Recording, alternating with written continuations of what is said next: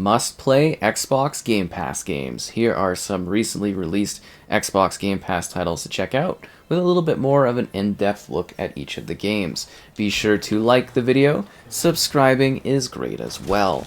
So, what do we have first off here? Here is Diablo 4, which is set to hit Game Pass on March 28th. It will allow you to experience the full scale of this upgraded modern dungeon crawling experience, which features a ton of content to enjoy.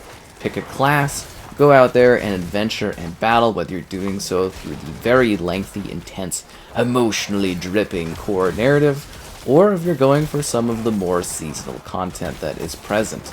You will battle, explore, dive deep into dungeons, and try your best to level your character and or characters. Most likely after you go through one, you'll probably want to go and do some more, as this game offers just countless, and I mean countless hours of crazy action across these incredibly grimdark environments filled with challenges that you can enjoy alone, with others, or even just with people online in general across really exciting shared events and battleground scenarios. This game really does take the whole scope and style of Diablo and just turns it up a notch with really intensive modern visuals, a great selection of unique, always rotating and evolving content, and ever so many things to just decimate along the way. You get the signature visual cinematics that you would expect, and really just a never-ending experience. This is something that you can continue to play and play and play. And you know what? It's a great time to get into it, because we're going to be expecting the first large expansion content down the road. But for now, they've done a great job of trickling out various events and activities that keep you kind of, well, wound in and excited about what's to come. But regardless, this is an experience that you can have a lot of fun playing. It's something that I do genuinely, thoroughly enjoy. It's an experience that just really seems to continue to offer almost like endless content. Every time I come back in here, there's always something to do. And honestly, I wish I had more time, because like this game is just huge. Look, it's just so big. There's so many dungeons and rotating events, and there's like PvP and, you know, a lot of stuff where you can work together, and it's absolutely just wild. The amount of biomes you get to visit, the places you get to go to, the crazy dungeons, the ever hiring levels of difficulty to get you even better and better loot and gear. Yeah, this one really does deliver something super expansive. And as long as you can run away from the really overpriced and expensive coloring options for your portals, I think you'll be having a generally great time playing this game, because there's just so much to see and so much to do. It really, really is rather exciting, and I love the different character classes, the way you battle and do things, the various skill trees, and oh, it's just a great game. A very worthy, expansive upgrade upon the signature Diablo series that has entertained gamers for, well, decades at this point. So yeah, Diablo 4 is definitely something you should be checking out. This is Tales of Arise, the most recent entry in the Tales franchise. This is a role-playing experience where you meet a cast of characters as you attempt to free this land from the reign of, well, I guess this gripping force that has really just conquered the region for quite a long time. It is also a love story between two key characters as they reluctantly get closer over the course of the narrative. You've got a guy who's got amnesia, and he can't feel pain, and then there's a lady who basically has thorns and hurts anyone that tries to touch her, so she's a bit of a reluctant individual, and yeah, you just get to go on this wild journey of action, chaos, and excitement as these two get closer, and as does the rest of your growing team, as you go to each region trying to save the particular people from the leadership that has taken a reign in each segment. You will meet new characters, go on crazier adventures, explore new terrain, and just kind of meet a wild cast. It's an exciting adventure. It's visually really quite impressive. It offers just countless hours of gameplay across a really lengthy core narrative. And then, of course, you can go beyond that with lots of side activities that you can take part in. There is also fishing. But yeah, it just really does offer a complete full Tales adventure with very striking visual content. I think you're kind of seeing that during the battles. It's very flashy, it's very stylistic, but it's also something that really does dive deep into the narrative elements of how these characters interact with one another, the things they see. The adventure is very open, but you go through semi-linear environments as you get to your next locations. This game really does offer quite a lot that you can enjoy, and it's just very, very well done. I absolutely adored this game when it came out, so it was nice to kind of sit here and revisit it for the most recent drop of it being on Game Pass. It is an absolute gem of a game. I know I'm kind of just skipping through things a little bit. Oh, you literally just have to keep pressing A.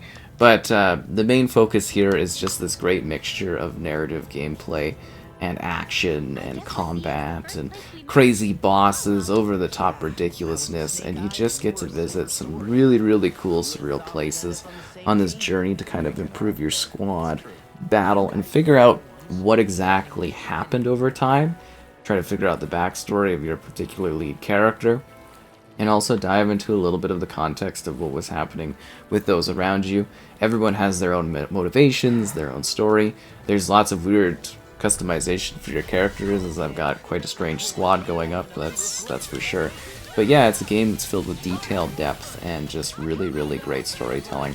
I highly, highly recommend giving this one a whirl, and if you are able to play any of the other Tales entries, they're really, really great games. I'm always hoping we eventually get Berseria on Xbox. I don't think we ever will, but yeah, it's a really genuinely great franchise, and I think you can have a lot of fun diving into this one and seeing what it has to offer, because it is a great game. So cool and just a ton of fun to play. You're a Maneater, make you bite hard. You're a shark in Maneater. So this game is a shark RPG, where you are basically enjoying what is Feeding Frenzy on steroids. So, whoa, did I accidentally just let that turtle get away? I don't think so. So this is a game where you start as a little shark, and Momo Shark gets like attacked by this like reality TV character. I'm not even kidding.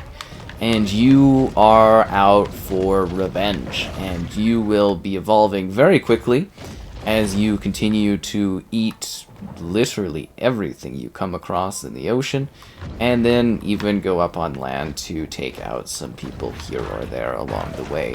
It's a wild journey filled with collectibles, unique environments, challenges, side activities. It's actually really quite lengthy and just a whole lot of fun to play. The game itself offers ways to improve your shark as you become just absolutely gnarly. I mean, I think that's pretty clear when you take a look at my particular shark individual that's been really customized with cool effects and upgrades, and you know, you just become a bit of a menace out here on the ocean, that's for sure, as you go around just causing chaos for every poor person that happens to get in your way. What's also really cool about this one, and I think you've heard a little bit about it, we've got Chris Parnell there doing commentary, shark facts, funny little bits, jokes along the way, and kind of delightfully charming. But yeah, it's a game where you really are just kind of a big shark going around causing chaos, doing stuff. There's actually like challenges, and you know, as I said, it's framed against this whole reality TV show kind of concept, and it just works so well. Like, this game, it's a ton of fun to play. I really do genuinely think this one is a bit of a gem that's almost underappreciated to some degree. It's gnarly, it's violent, it's crazy, it's got some strange twists to it, and like an actual sense of like leveling evolution.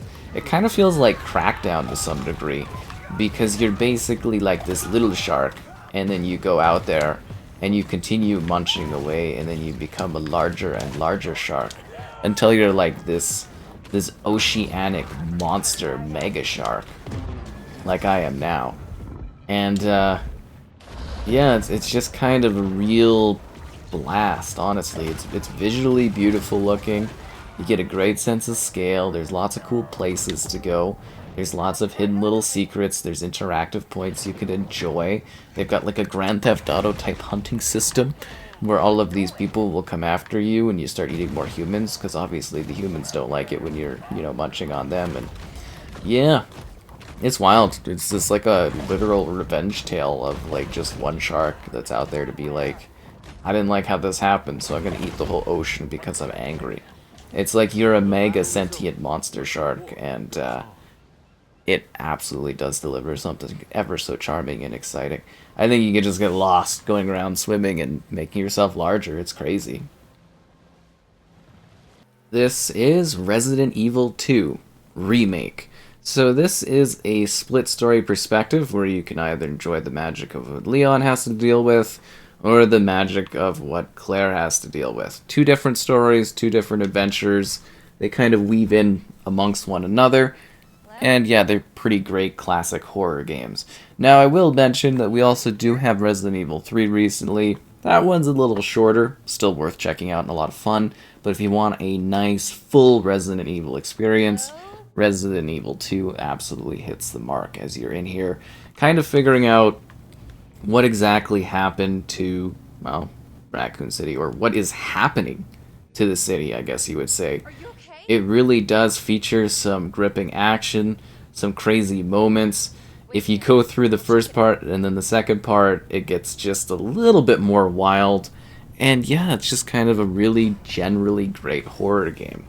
It delivers something with a little bit of, like, puzzle solving, problem solving, I guess you would say, too, as you try to move through these environments, keeping track of clues, secrets, other problems along the way, and also trying to survive. Like, you will need to manage your health, your resources, your tools, what special items you get, the hidden secrets along the way that you can discover. You get more when you put more into it, and it's just kind of wildly exciting. Like, it's got some action to it, but I think this one does deliver something with a little bit more of a scare going on. You know, you are in a little bit of a creepy atmospheric environment, things are usually pretty low lit, and you're just trying to be like, okay, what are we doing, where are we going? It's got some great visual sights that you can enjoy, some truly hidden neat things that you can check out on your journey. You never know what you're going to come across. Oh, some pizza. And yeah, it's just a very detailed upgrade to what is a very classic survival horror game. And I think they really did do a great job on taking those original concepts, the original settings and styles that people really love from Resident Evil, and just evolving things in a little bit of a different way. You know, very true to the story before, we've just got something that is connecting with audiences now, and it looks like a brand new game that just released, but yet it's so iconically faithful to something that we've, well, I think a lot of people have enjoyed back in the day. It's so cool to see this all play out. Nice shot. It takes me like 9 shots to kill something, that's for sure. Great atmosphere, great music, great performances from the characters, a well-designed setup and system. Yeah, Resident Evil 2 absolutely kicks it. And if you do like this one quite a bit after checking it out, like I said, Resident Evil 3 also got added right beside it. This game and that game are so kind of closely compacted, if that makes sense.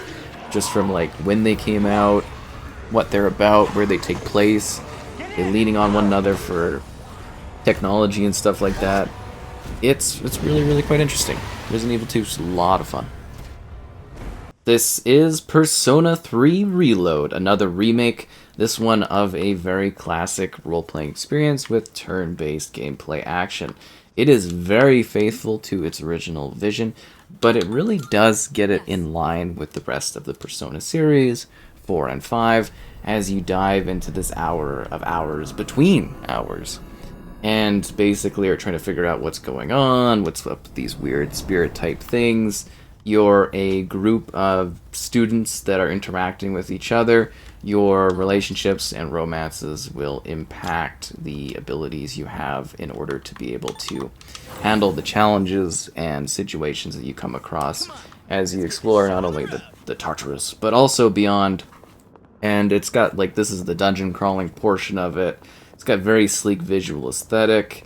It's got that original I guess you would say, scope and design that you very likely would have enjoyed had you been into the, I guess you would say Persona series back in the day, and are just kind of like wanting it just to be cleaned up a little bit more for the current point in time, which is, I think, rather great and really, really exciting, because it's got like such a distinct visual flair and style to it that few other franchises really kind of deliver. It's very, very cool to see that this one did get some love and some adjustments and some touch-ups, as you're always worried that something like this kind of gets forgotten over time.